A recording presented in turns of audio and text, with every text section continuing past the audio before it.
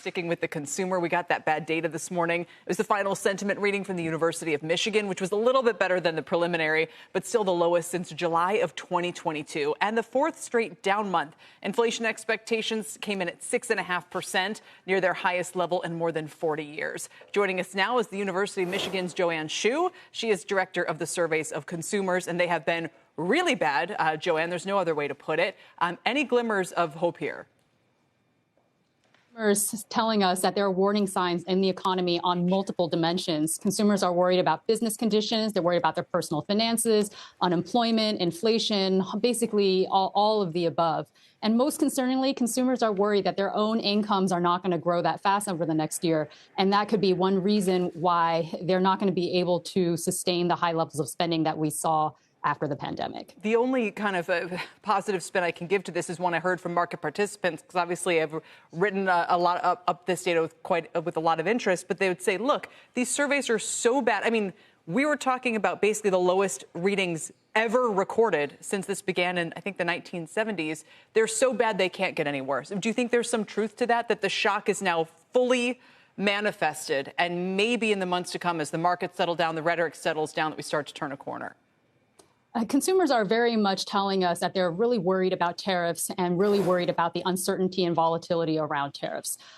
So if tariffs resolve in the upcoming weeks, that could very well stem the bleeding in terms of consumer sentiment. But right now, consumers just perceive so much uncertainty. They are fully aware that businesses are having a lot of trouble planning, and they're having a lot of trouble planning in themselves as well. And given that consumer spending is 2/3 of GDP, if consumers are unwilling to spend, that does not bode well for the aggregate economy. But I want to be clear, though, there were already tariffs on. I know it's easy to forget these are new tariffs. Some of them are very severe, 145% on China.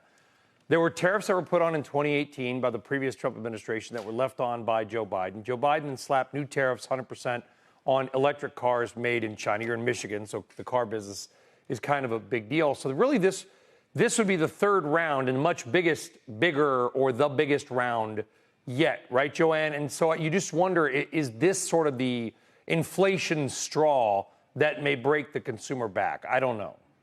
The tariff hikes that we're seeing this round are historically large on many, many different dimensions and are really not comparable to any of the tariffs that we saw in the previous two administrations, including the 2018 hikes. One key thing is that the 2018 tariff hikes were amid a backdrop of very low inflation.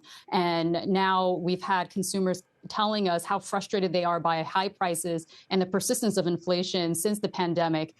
So it's a completely different situation now. And for the last several years, high prices have been top of mind for consumers, and they're just not seeing any relief ahead. All right, Joanne, we appreciate you joining us. We'll check back in soon.